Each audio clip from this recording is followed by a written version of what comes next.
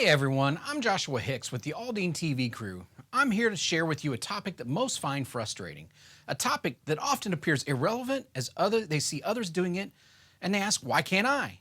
The issue is copyright. Let's talk about how copyright laws are a protection for your creation and why you shouldn't violate the rights of other creators.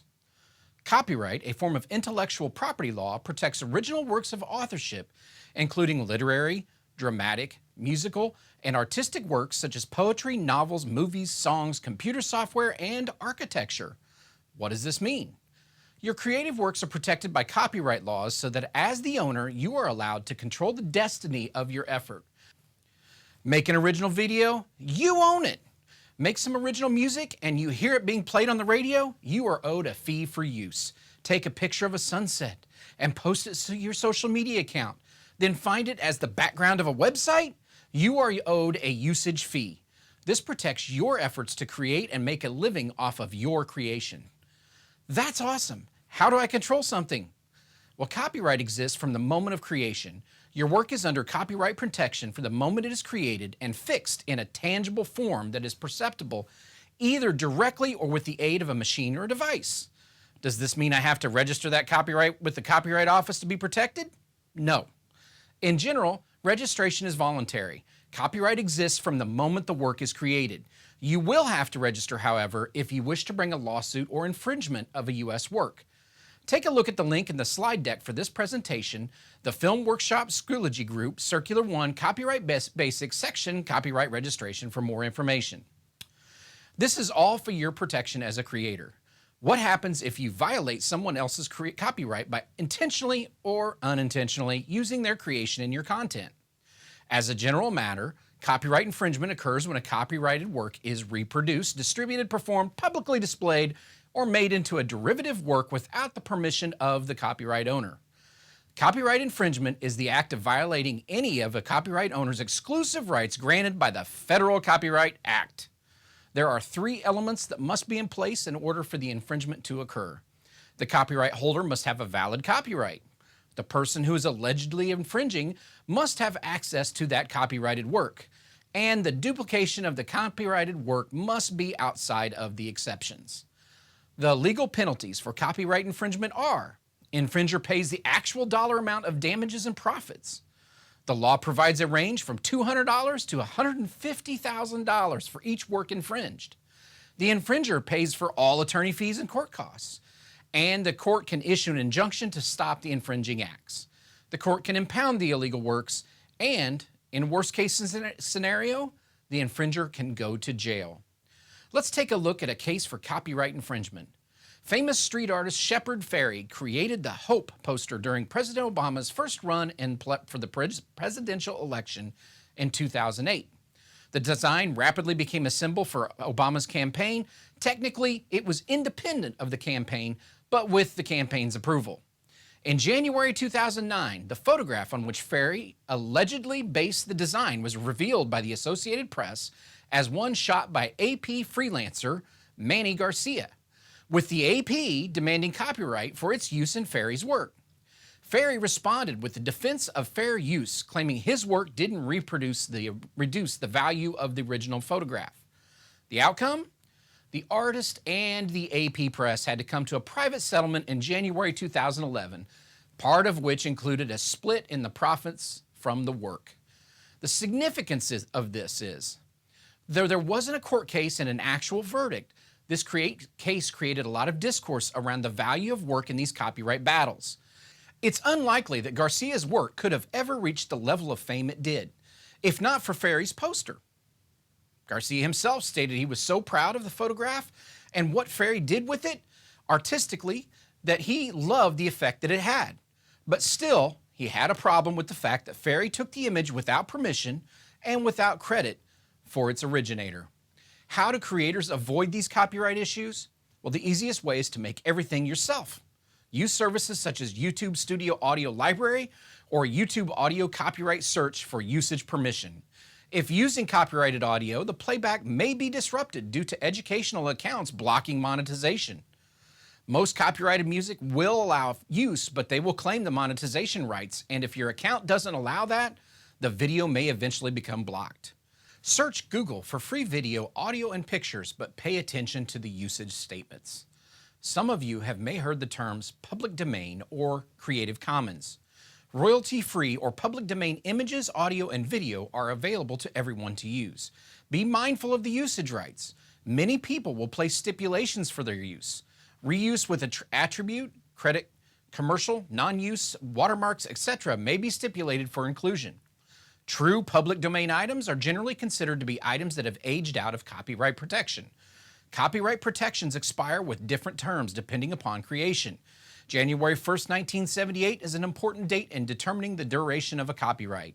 Generally, after 1978, the work will be protected for the length of the holder's life plus 70 years. Works created for corporate entities will have different rules. Check out the slide deck for a link to a brochure from the U.S. Copyright Office, which will answer more of your questions.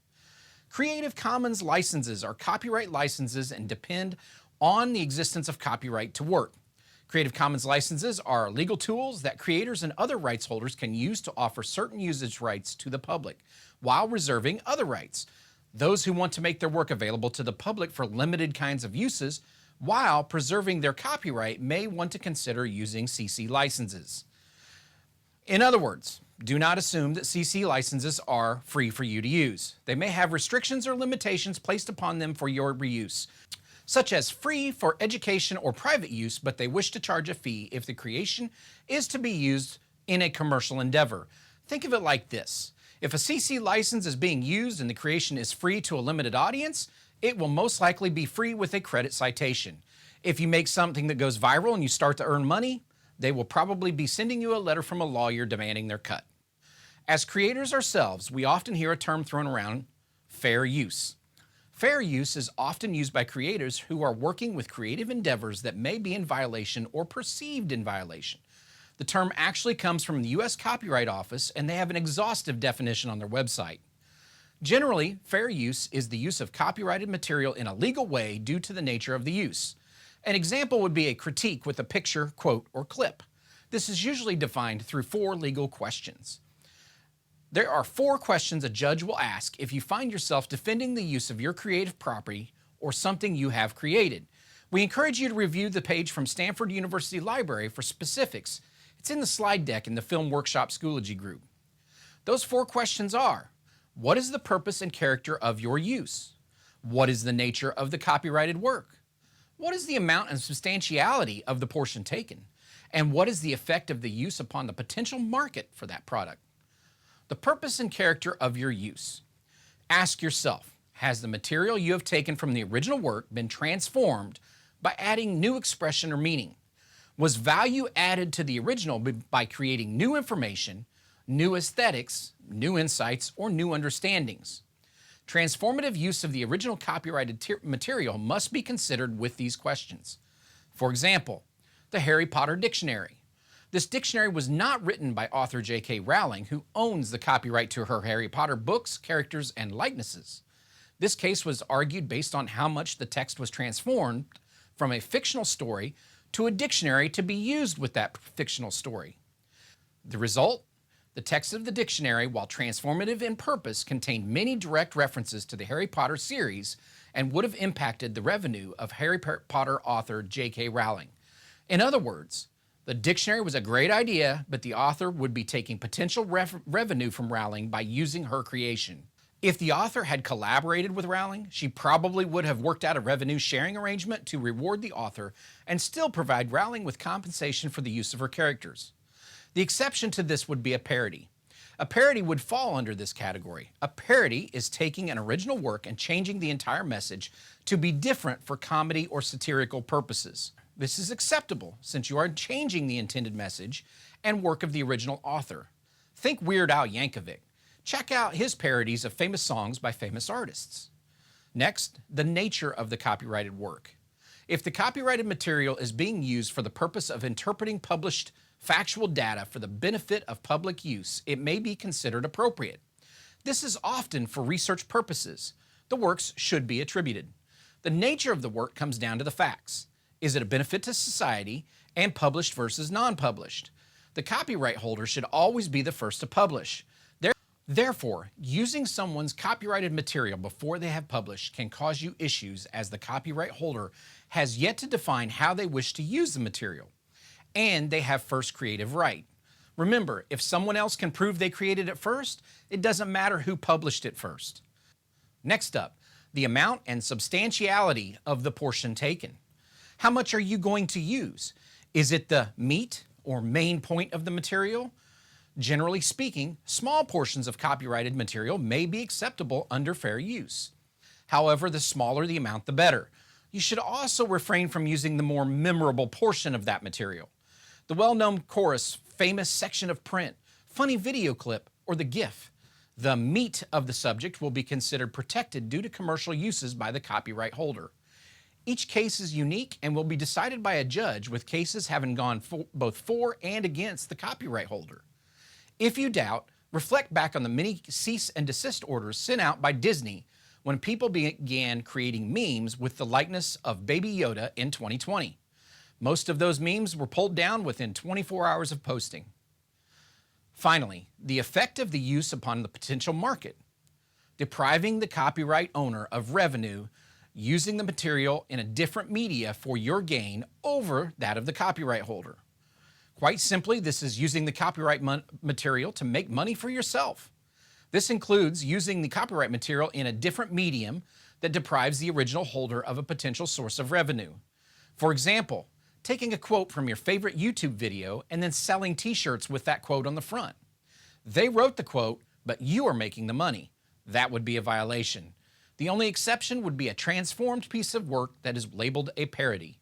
A parody does not always apply because the parody may still serve to increase the interest in the original work and then bring value to the original piece. If that happens, the original copyright holder is due compensation. Now, as students and teachers, there's a belief that copyright doesn't apply to us because we are not creating for profit, and it is for a limited audience. The rules for education fall under what is called the TEACH Act.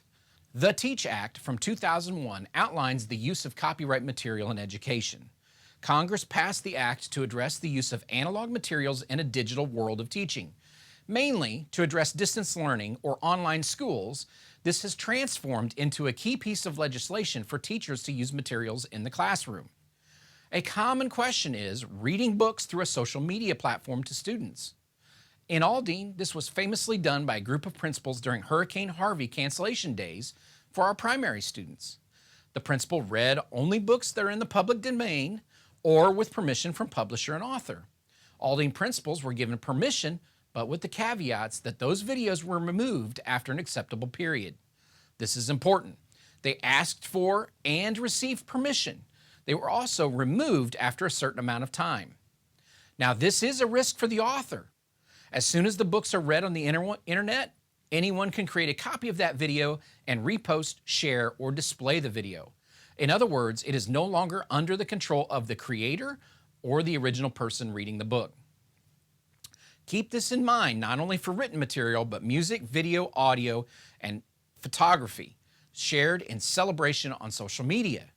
Lawsuits have been filed in local school districts for even less.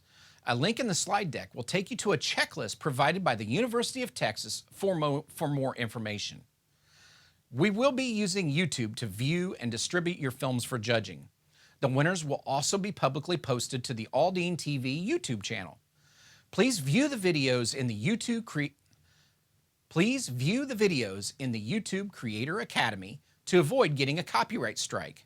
We will give you the opportunity to correct a strike before judging, but we will remove a submission if the film is unable to avoid a YouTube copyright violation. Keep in mind that YouTube is very stringent on their copyright permissions. Violations can be demonetized, removed from the site, or after 3 strikes, shut down for a short period. The whole channel can be permanently deleted. Often, the site won't even let you load a video with some content violations. Many content creators spend hours responding to content violation claims. Follow these rules as you begin your content creation journey and have a great time.